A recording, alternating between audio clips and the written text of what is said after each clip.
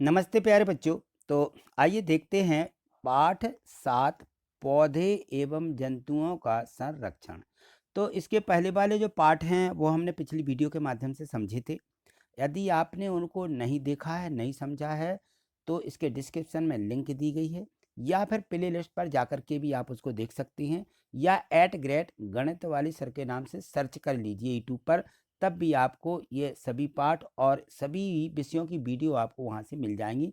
तो उन सभी को आप वहाँ से कंप्लीट कर सकते हैं। ठीक है, तो यहाँ देखिए दिया गया है प्रश्न 1, विशेष क्षेत्रीय स्पीसीज के कोई दो उदाहरण लिखिए। तो यहाँ देखिए भारतीय विशाल गिलहरी तथा उड़ने वाली गिलहरी, एक विशाल गिलहरी है और एक उड़ने वाली गिलहरी इस क्षेत्र के विशेष क्षेत्रीय प्राणी माने जाते हैं। ठीक है, तो ये इन दो चीज़ों को हमें यहाँ पे लिख देना है। प्रश्न 2 दिया है कि वनोन्मूलन से आप क्या समझते हैं।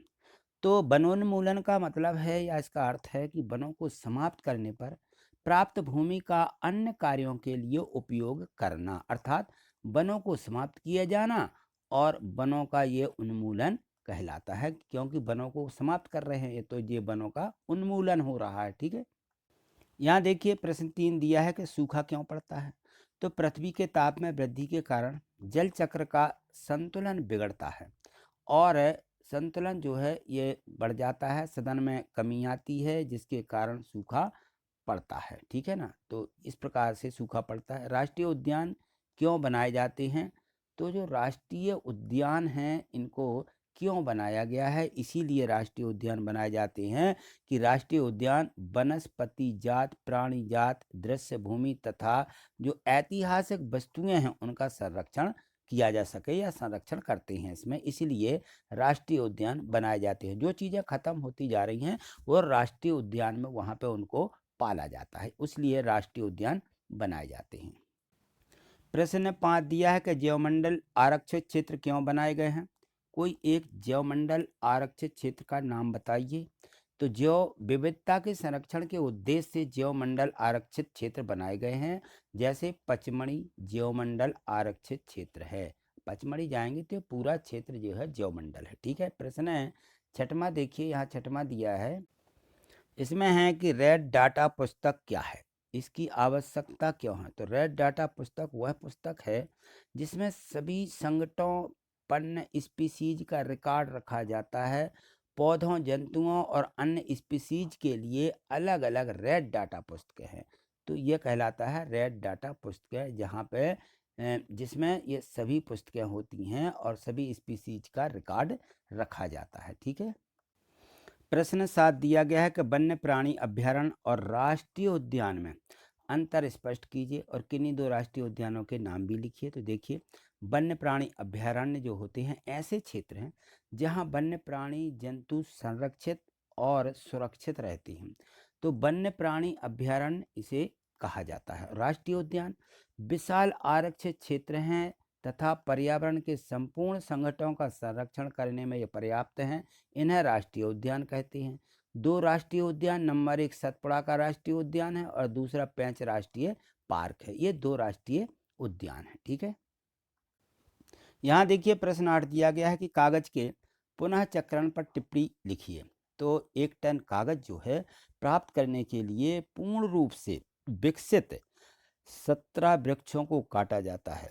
अतः हम कागज की बचत नहीं कर रहे हैं, हमें कागज की बचत करना चाहिए। इसका पुनः उपयोग और पुनर्चक्रण भी करना चाहिए। इसके द्वारा हम न केवल वृक्षों को बचाएंगे बल्कि कागज उत्पादन के उपयोग में आने वाले जल एवं ऊर्जा की भी बचत कर सकते हैं। यदि हम क्या करते हैं, कागज का पुनः चक्रण करते हैं, उसका रिसाइकिल करते हैं, ठीक है ना, उसको फिर से बनाते हैं, तब जो है हम इसकी बचत कर सकते हैं। ठीक, अगला प्रश्न 9 दिया है कि वनोन्मूलन से मृदा की उर्वरता पर क्या प्रभाव पड़ता है, समझाइए। तो वनोन्मूलन की जो मृदा है की जो उर्वरता है उसमें कमी आ जाएगी। इसके अतिरिक्त बाढ़ तथा सूखे जैसी प्राकृतिक आपदाओं की संभावना बढ़ जाती है। वनोन्मूलन से मृदा में हुमस की कमी होती है, और इसको हुमस ऐसा लिख लें, एवं मृदा की जलधारा क्षमता तथा भूमि की ऊपरी सतह से जल के नीचे की ओर जो होता है अंतः श्रवण वायु पर भी विपरीत प्रभाव पड़ता है। तो ये जो है इस प्रकार से वनोन्मूलन, मृदा उर्वरता, इसको अलग अलग इस प्रकार से उनका हमें प्रभाव लिख देना है। ठीक है, चलिए आगे देखिए। देखिए दिया है कि वनोन्मूलन से वर्षा पर क्या प्रभाव पड़ता है। तो वनोन्मूलन क्या है ये हमने समझ लिया है। तो वनोन्मूलन से पृथ्वी के ताप में वृद्धि के कारण जल चक्र का संतुलन बिगड़ जाता है और वर्षा दर कम हो जाती है। वर्षा जो होती है वो कम होती है, वर्षा नहीं हो पाती है। इसलिए जो वनोन्मूलन हो रहा है इसको हमें रोकना चाहिए। ठीक है, तो यहाँ देखिए प्रश्न 10 दिया गया है कि छोटे जीव जंतु हमारे पर्यावरण के लिए आवश्यक क्यों हैं। जो छोटे जीव जंतु होते हैं वो जो है, इन जो छोटे जीव जंतु भी आहार, जल एवं आहार श्रृंखला के भाग होते हैं। आकार में ये छोटे होते हैं परंतु परितंत्र में उनके योगदान को अनदेखा नहीं किया जा सकता, क्योंकि इनका परितंत्र जो होता है सब एक जैसा ही रहता है। यहाँ देखिए प्रश्न सी का बी दिया है कि प्रोजेक्ट टाइगर अथवा बाघ परियोजना क्यों लागू की गई, इसे समझाइए। तो बाघों के संरक्षण हेतु प्रोजेक्ट टाइगर अथवा बाघ परियोजना लागू की गई है। इस परियोजना का उद्देश्य है कि अपने देश में बाघों की उत्तरजीविता एवं संवर्धनता करना था। तो ये जो है ये सारी चीज़ें, बाघ जो हैं ये बचे रहें, इसलिए ये परियोजना लागू की गई है। यहाँ देखिए प्रश्न 11 दिया गया है कि लगातार औद्योगिकीकरण बढ़ने के कारण वनों की अनवरता कटाई हो रही है। जो वन हैं उनकी अनवरत कटाई हो रही है। क्या इन परियोजनाओं में वृक्षों की कटाई हमारे पर्यावरण के लिए न्याय संगत है।